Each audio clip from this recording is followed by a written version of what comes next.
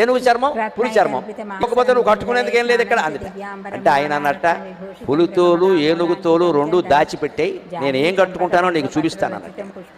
ఇప్పుడు కావాలనే పులితోలు ఏనుగుతోలు అయ్యవారికి దొరకకుండా చేసింది. ఇప్పుడు స్నానం చేసి వచ్చింది కైలాస మానస సరోవరంలో.